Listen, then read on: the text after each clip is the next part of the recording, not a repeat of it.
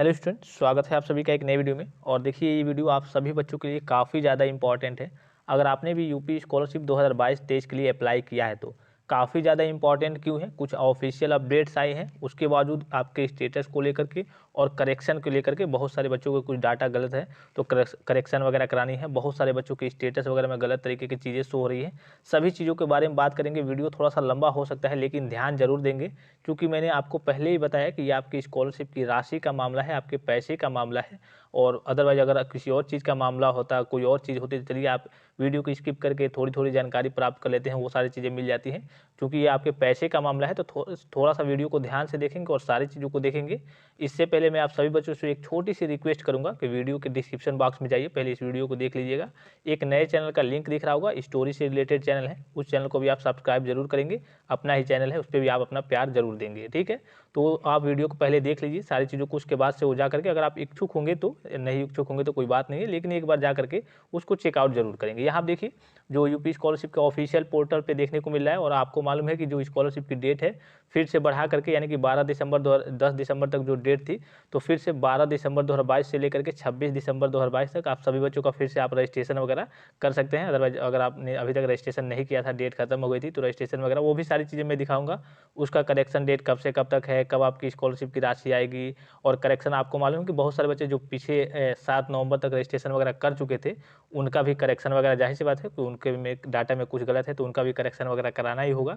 तो उनके करेक्शन का पोर्टल कब ओपन होगा, हालांकि उनकी ऑफिशियल जो डेट थी 2 दिसंबर 2022 से लेकर के 20 दिसंबर 2022 तक थी, तो कब उनका पोर्टल ओपन होगा। सबसे पहले यहाँ आप देखिए, जो आपकी यहाँ पे तो न्यू में ऑप्शन दिख रहा होगा, जो रिवाइज है, रिवाइज स्कीम, यानी कि 12 दिसंबर 2022 से लेकर के 26 दिसंबर 2022 तक जो पोर्टल ओपन हुआ है, उसके बारे में वो भी मैं आपको बताऊंगा। सबसे पहले यहाँ आप देखिए, समस्त छात्र छात्राएं, यहाँ पर दिख रहा होगा आपको, समस्त छात्र छात्राएं जिन्होंने अभी तक अपने बैंक खाते में आधार सीडिंग नहीं कराया है, तत्काल अपने संचालित बैंक खाते में आधार सीडिंग करा लिया। अब आधार सीडिंग क्या है, अगर ये नहीं हो रहा है तो आपकी स्कॉलरशिप की राशि कंफर्म है कि नहीं आएगी, जाहिर सी बात है। ये यूपी स्कॉलरशिप के ऑफिशियल पोर्टल पे आपको देखने को मिला है, और मैंने आपको पहले भी इसके बारे में जानकारी वगैरह दे दी है। तो आपके स्टेटस में कई तरीके की दिक्कतें आ रही हैं, कई बच्चों के जो स्टेटस में दिक्कत है, प्रॉब्लम है, वो इसी चीज़ को लेकर के है। तो वो सारी चीज़ों को मैं आपको बताऊँगा, ठीक है। ध्यान से वीडियो को थोड़ा सा देखिए। सबसे पहले एक बार ऑफिशियल नोटिस जो आई है उस पर नज़र दौड़ाते हैं, इसके सारी चीज़ों को देखते हैं जो डेट एक्सटेंड हुई है। हाँ, बहुत सारे बच्चे ये भी कह रहे थे, सर जो हमें करेक्शन करना है, किन किन चीज़ों का हम करेक्शन वगैरह कर सकते हैं, क्या क्या चीज़ें चेंज हो सकती हैं, क्या क्या चीज़ें बदली जा सकती हैं, पोर्टल कब ओपन होगा वो तो मैं बताऊंगा ही, लेकिन क्या क्या चीज़ें आपको चेंज करनी है, इसके बारे में बहुत सारे बच्चे कमेंट्स वगैरह कर रहे थे।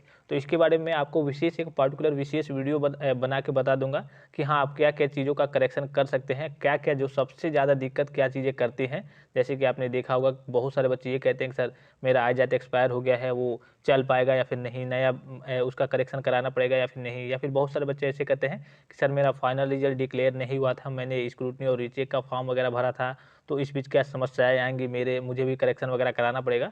तो वो भी सारी चीज़ों को देखेंगे, और मैं इसके लिए आपको विशेष एक अलग वीडियो भी बना दूंगा। इसमें भी आप कुछ जानकारी को समझ लीजिए उसी से रिलेटेड। सबसे पहले जो ऑफिशियल नोटिस आई थी, मेन चीज़ यहाँ दिख रहा होगा, लखनऊ दिनांक 12 दिसंबर 2022। बहुत सारे बच्चे ये कह रहे थे कि नहीं 1 से 10 तक तो बढ़ गई है, अब डेट नहीं बढ़ी है। क्योंकि मैं रात को मैंने आपको इन्फॉर्मेशन दे दी थी सभी बच्चों को, क्योंकि मेरे पास उस वक्त समय नहीं था, और आपको मालूम है कि बहुत सारे काम वगैरह रहते हैं, लेकिन मैं कोशिश करता हूँ कि बच्चों को जल्दी से इन्फॉर्मेशन प्रोवाइड कराया जाए कि बच्चे भी निश्चिंत हो जाएं। और जाहिर सी बात है थोड़ी सी परेशानी होती है, जाहिर सी बात है। आपको मालूम है कि अगर आपका डेट नहीं बढ़ा था, सपोज कीजिए 1 दिसंबर के बाद से जो आपका 7 नवंबर तक डेट खत्म हो गया था, अगर नहीं बढ़ता तो बहुत सारे बच्चे वंचित रह जाते। लेकिन डेट बढ़ाई गई दूसरी बार भी, फिर से अब तीसरी बार फिर से बढ़ाई जा रही है, 12 दिसंबर 2022 से लेकर के 26 दिसंबर 2022 तक। तो उसी को लेकर के ऑफिशियल नोटिस जारी की गई है। केवल हम मेन पॉइंट्स देखेंगे कि क्या क्या चीज़ें इसमें, आपको यहाँ से ऊपर से आपको कुछ मतलब नहीं है, जो ऑनलाइन करने की तिथि है वहाँ से आगे की चीज़ें देखेंगे। देखिए यहाँ से जो 7वां पॉइंट है उसके ऊपर कक्षा 11, 12 एवं अन्य दशमोत्तर कक्षाओं के अवशेष नवीन, यानी फ्रेश जो नए स्टूडेंट्स हैं फर्स्ट ईयर में रजिस्ट्रेशन करते हैं, एवं नवीनीकरण यानी कि रिन्यूअल के छात्र छात्राओं हेतु 7वां पॉइंट देखिए, छात्र छात्राओं द्वारा ऑनलाइन आवेदन किया जाना 1 दिसंबर 2022 से लेकर के 10 दिसंबर 2022 तक था, आपको मालूम है। उसके बाद से यही डेट फिर से एक्सटेंड करके 12 दिसंबर 2022 से लेकर के 26 दिसंबर 2022 तक कर दी गई है, अकॉर्डिंग टू ऑफिशियल नोटिस, यानी कि ऑफिशियल नोटिस है। बहुत सारे बच्चे ये भी सोच रहे होंगे, अभी अगर विषय तो वर्तमान में वीडियो देख रहे होंगे, कि कहेंगे कि पोर्टल वगैरह ओपन नहीं हो रहा है, तो आप एक दिन वेट कर लीजिए। जैसे अभी मैंने आपको बताया कि जब पुरानी चीज़ों का डाटा वगैरह, जैसे कि डेट खत्म हो गई, फिर से उसका डाटा मैनेज किया जाता है, फिर से जब पोर्टल ओपन होता है तो थोड़ा सा 1 दिन 2 दिन साइट बिजी चलती है, क्रैश चलती है, थोड़ा सा सर्वर डाउन रहता है, तो आपको उसमें दिक्कत नहीं आएगी, पोर्टल ओपन हो जाएगा। ठीक है, 1-2 दिन में, 1 दिन 2 दिन लग जाते हैं। ठीक है, उसके बाद से यहाँ आप देखिए 8वां पॉइंट, छात्र छात्राओं द्वारा किए गए ऑनलाइन आवेदन में हुई त्रुटियां high school intermediate roll number तथा आय जात प्रमाण पत्र का क्रमांक तथा आवेदन का क्रमांक को राष्ट्रीय सूचना विभाग केंद्र लखनऊ द्वारा छात्रवृत्ति के पोर्टल पर स्टूडेंट सेक्शन में प्रदर्शित किया जाना। तो इससे आपको कोई मतलब नहीं, ये सारी चीज़ें वैसे प्रदर्शित होती है। ठीक है, आपको रजिस्ट्रेशन कर लेना है, और रजिस्ट्रेशन के बाद से जो मेन समस्या होती है कि आपका हार्ड कॉपी कब तक कॉलेज में जमा करना है। तो यहाँ आप देखिए 13 यहाँ पे ऑनलाइन आवेदन पत्र की हार्ड कॉपी छात्र छात्राओं द्वारा वंचित संलग्नों सहित शिक्षण संस्था में जमा किया जाना। आपको मालूम है क्या क्या चीज़ें लगती हैं, हाई स्कूल की मार्कशीट, आधार कार्ड, फोटो कॉपी, आ जात की नेट कॉपी वगैरह लगती है। ठीक है, वो कॉलेज से भी आप संपर्क कर लेंगे, वो आपके सूचना बोर्ड पर वो लिखा रहता है। 13 दिसंबर 2022 से लेकर के 30 दिसंबर 2022 तक, यानी कि आपका रजिस्ट्रेशन यहाँ आप देख लीजिए 26 तक तो आपका रजिस्ट्रेशन है, 26 दिसंबर तक। 30 दिसंबर तक आप कॉलेज में हार्ड कॉपी को सबमिट कर सकते हैं, अदरवाइज 30 के बाद जाएंगे, इसलिए कि वहाँ पे भी प्रोसीजर होता है, उसको भी कॉलेज वालों को भी आगे भेजना होता है। तो 30 दिसंबर के बाद जाएंगे तो हो सके कि आपके कॉलेज वाले आपसे हार्ड कॉपी वगैरह ना ले। बहुत सारे बच्चे इस बीच भी कह रहे थे जो 10 दिसंबर तक ऑनलाइन किए थे, सर हमने ऑनलाइन तो कर दिया है लेकिन अभी तक हार्ड कॉपी सबमिट नहीं किए, तो उसकी डेट 14 तक थी। फिलहाल जब पोर्टल ओपन हो गया है तब तो आप कर भी दिए होंगे, तो अभी नहीं जमा किए होंगे, तो आप आगे की ओर आप जमा कर सकते हैं, कोई दिक्कत नहीं है। ठीक है, उसके बाद से ये सारी चीज़ें हैं, कुछ पॉइंट्स इसमें आपको कुछ करना नहीं होता है, वहाँ से वेरीफाइड वगैरह होता है, कॉलेज वाले आगे की ओर भेजते हैं सारी चीज़ों को, ये सब होता है। ठीक है, अब करेक्शन की डेट को देख लेते हैं। यहाँ आप देखिए 15वां ऑप्शन में संदेहास्पद, यानी कि जो आपका डाटा गलत है, डाटा को कारणों सहित छात्र छात्राओं के लॉगिन पर प्रदर्शित किया जाना एवं ऑनलाइन आवेदन में की गई त्रुटियों को छात्र द्वारा ठीक किया जाना तथा आप संस्था के अभिलेखों सहित उत्तर देना। यानी कि अगर आपके डाटा में कुछ गड़बड़ी वगैरह है तो यहाँ आप देख सकते हैं 6 जनवरी 2023 से लेकर के 13 जनवरी 2023 तक और 19 जनवरी 2023 से लेकर के 27 जनवरी 2023 तक, यानी कि जो 1 से लेकर के और 10 दिसंबर तक पोर्टल खोला था उनका 6 जनवरी 2023 से लेकर के 13 जनवरी 2023 तक करेक्शन होगा, और 19 जनवरी 2023 से लेकर के 27 जनवरी 2023 तक जो अब बच्चे करेंगे 12 से लेकर के 26 तक उनके लिए है। ठीक है, ये संदेहास्पद यानी कि जो आपका करेक्शन कर लिए, एक तरीके से करेक्शन कहते हैं वो है। उसके बाद से आपको करेक्शन की भी हार्ड कॉपी जो है यहाँ आप दिख रही होगी, करेक्शन की भी हार्ड कॉपी आपको कॉलेज में जमा करनी होती है। तो यहाँ पे 16 जनवरी 2023 तक है, जो बच्चे 1 से लेकर के 10 दिसंबर तक किए होंगे, उसके बाद वाले जो किए होंगे उनका 30 जनवरी 2023 तक है। ठीक है, सारी डेट यहाँ पे आगे मेंशन है, इसको आप पढ़ भी सकते हैं। उसके बाद से त्रुटियों को ठीक करके छात्र द्वारा जमा किए गए आवेदन पत्र का विद्यालय द्वारा, यानी कि अब आपने तो जमा कर दिया कॉलेज में, अब विद्यालय के काम है वो आगे की ओर कब अग्रसारित करता है उसके लिए डेट है, ये विद्यालय के लिए ही, आपको इसमें कुछ नहीं करना है। ठीक है, उसके बाद से ये सारी चीज़ें होंगी, डिस्ट्रिक्ट लेवल पे जाएगा, हर एक चीज़ जाएगी। उसके बाद से यहाँ आप देखिए जो लास्ट पॉइंट है आपकी स्कॉलरशिप की राशि आनी जो है, तो यहाँ आप देख सकते हैं जनपद स्तरीय विभागीय अधिकारी के डिजिटल सिग्नेचर से लॉग डाटा के आधार पर कोषागार के ई पेमेंट के तहत PFMS यानी जो आपका पब्लिक फाइनेंशियल मैनेजमेंट सिस्टम होता है प्रणाली के माध्यम से छात्र छात्राओं के आधार लिंक बैंक खातों यानी बैंक खाते में सीधे धनराशि अंतरित किया जाना है 10 मार्च 2023 तक, जिनका 1 से लेकर के 10 के बीच रजिस्ट्रेशन हुआ है, और 20 मार्च 2023 तक जिनका अब यानी कि 12 दिसंबर 2022 से लेकर के 26 दिसंबर 2022 तक जिनका रजिस्ट्रेशन होगा, उनका 20 मार्च 2023 तक उनके अकाउंट में पैसा भेजा जाएगा। अब देखिए जो कुछ मेन पॉइंट्स है, अब जो बच्चे करेक्शन वगैरह कराना चाहते हैं, स्टेटस वगैरह की समस्या है, वो भी सारी चीज़ों को यहाँ से देखेंगे, यहाँ से थोड़ा सा इंपॉर्टेंट है। ठीक है, यहाँ से इसलिए मैंने इंपॉर्टेंट कहा कि कुछ बच्चों के स्टेटस में भी समस्याएं आ रही हैं और कुछ बच्चों के करेक्शन वगैरह को लेकर के भी समस्याएं आ रही है कि करेक्शन में क्या करें। तो यहाँ देखिए एक नोट पॉइंट में, उक्त समय सारणी के समयावधि के अंतर्गत वार्षिक परीक्षाफल अथवा सेमेस्टर होने की दशा में दोनों सेमेस्टर का परीक्षाफल घोषित होने के बाद उत्तीर्ण, पदोन्नत, promoted with marks, promoted without marks होने पर ही छात्र अपने पूर्ण आवेदन पत्र का मतलब नवीनीकरण कर सकेंगे। यानी कि सीधे कहने का मतलब है कि जब आपका दोनों रिजल्ट, जैसे कि अगर आपका सेमेस्टर पढ़ाया चलता है या फिर ईयर पढ़ाया चलता है, अगर सेमेस्टर पढ़ाया चलता है तो जब दोनों रिजल्ट घोषित हो जाता है तभी आप सारी चीज़ों को सही से भर पाएंगे। अदरवाइज अगर आप नहीं भरते हैं, सपोज कीजिए कि आपका एक रिजल्ट आया है एक नहीं आया है, तो दिक्कत आ जाएगी, तो दोनों होगा तभी भर सकेंगे। उसके बाद से इनरोलमेंट नंबर के बारे में दिया है, ये सारी जानकारी दी है। उसके बाद से थोड़ा सा नीचे की ओर आएंगे, यहाँ आप देखिए जो कुछ मेन पॉइंट्स है जो आपको बताने हैं यहाँ पे, सॉरी यहाँ की ओर जो तीसरा पॉइंट है, छात्र छात्रा द्वारा दिनांक 2 मई 2022 एवं 2 दिसंबर 2022 को जारी समय सारणी की समयावधि के वार्षिक परीक्षाफल दोनों सेमेस्टर का परीक्षाफल न निकलने की दशा में रिजल्ट नॉट येट डिक्लेयर, यानी कि अगर आपके रिजल्ट अभी भी डिक्लेयर नहीं हुए हैं, फाइनल रिजल्ट मतलब टोटल रिजल्ट के लिए अगर आपका सेमेस्टर प्रणाली चलता है तो result not yet declare option चुनते हुए ऑनलाइन आवेदन किया गया हो तो इस तरीके से ये ऑप्शन चुन के आप ऑनलाइन आवेदन कर सकते हैं। और उसके बाद से जो आपने कर दिया तो सभी छात्रों का डाटा संदेहास्पद, यानी कि आपका डाटा ये करेक्ट नहीं है ऐसा माना जाएगा, श्रेणी में रखा जाएगा के कारण संदेहास्पद डाटा को सही करने की वर्तमान समय सारणी की समयावधि दिनांक 19 जनवरी 2023 से लेकर के 27 जनवरी 2023 तक, यानी कि अगर आपने इस तरीके से चूज कर लिया कि रिजल्ट नॉट येट डिक्लेयर, उसके बाद से आपका रिजल्ट डिक्लेयर हो गया तो 19 जनवरी 2023 से लेकर के 27 जनवरी 2023 तक आप उसको सही करा के उसकी हार्ड कॉपी को जमा करेंगे अपनी संस्था में भी परीक्षाफल को जो आपका रिजल्ट होगा, उसके बाद से आगे की ओर वो फॉरवर्ड करेगा। अगर किसी कारणवश आप नहीं जमा करते हैं तो जो यहाँ पे सीधे शब्दों में लिखा है कि भरे गए आवेदन में संशोधन न करने एवं संस्था द्वारा संशोधित किए गए आवेदन को अग्रसारित न करने की दशा में जो आवेदन है वो निरस्त माना जाएगा, यानी कि आपका फॉर्म एक्सेप्ट ही नहीं होगा। बहुत सारे बच्चों के अभी स्टेटस में समस्याएं मैंने देखी, बहुत सारे बच्चे शेयर किए थे, अभी मैं आपको व्हाट्सएप पे दिखा रहा हूँ कि मतलब जो फॉर्म है आपका कॉलेज में आपने सबमिट ही नहीं किया है या फिर कॉलेज में आपने सबमिट किया होगा वो आगे की ओर फॉरवर्ड नहीं हुआ है,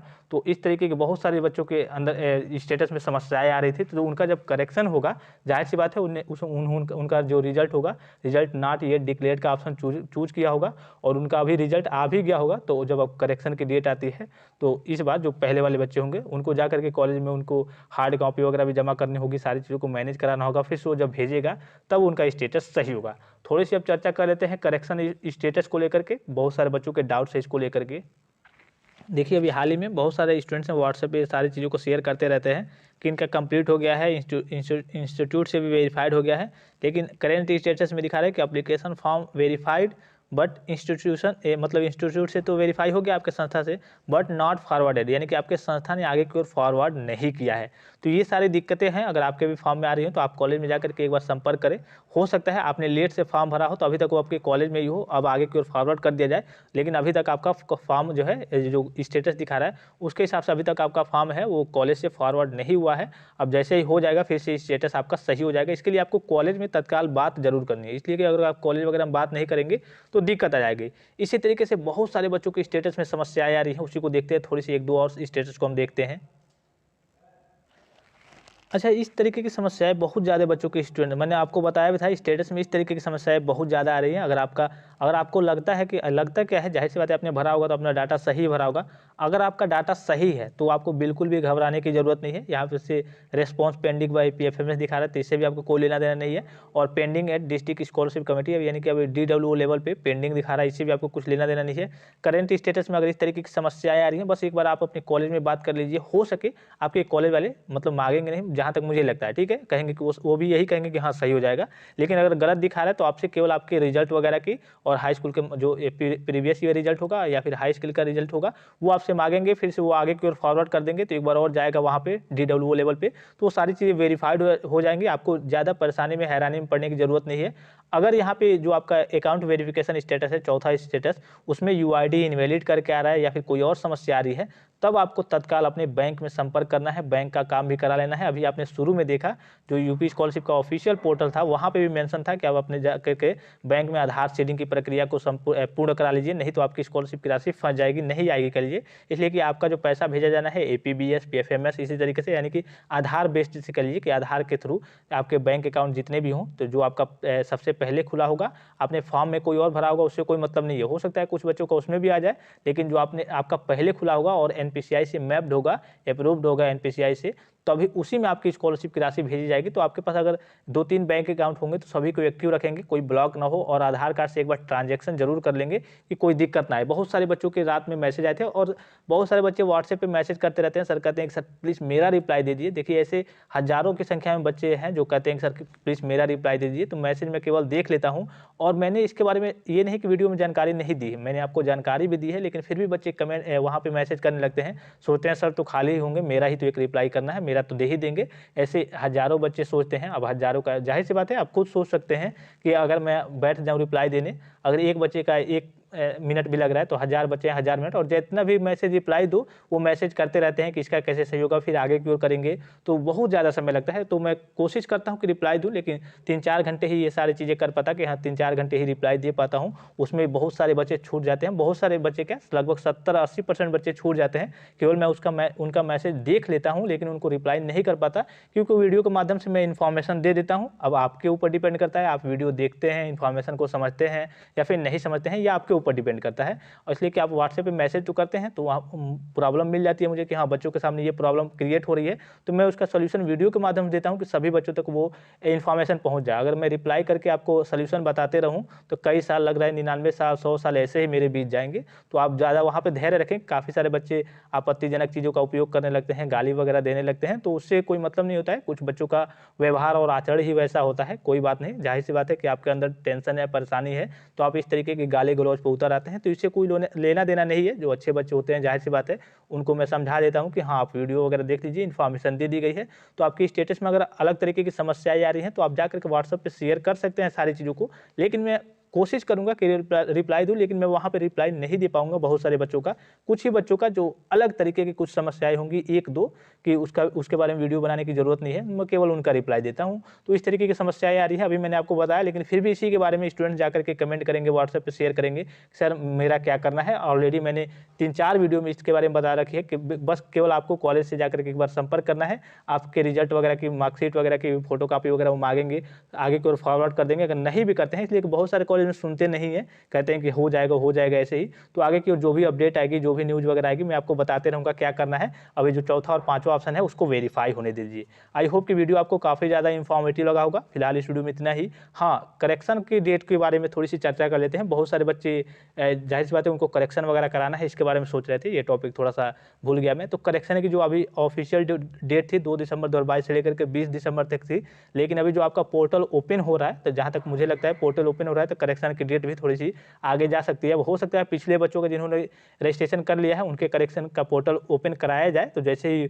पोर्टल ओपन होता है आपको इन्फॉर्मेशन मिल जाएगी। हालांकि ऑफिशियल डेट तो चल रही है कि हाँ इसी बीच आपका 2 दिसंबर से लेकर के 20 दिसंबर के बीच खुलना है, तो हो सके इसी बीच खुल दिया जाए, या फिर ऐसा भी हो सकता है, जहाँ तक मेरा मानना है कि 26 दिसंबर तक जब लास्ट डेट संपन्न होती है तब आपका करेक्शन कराया जाए, लेकिन ऐसा नहीं है।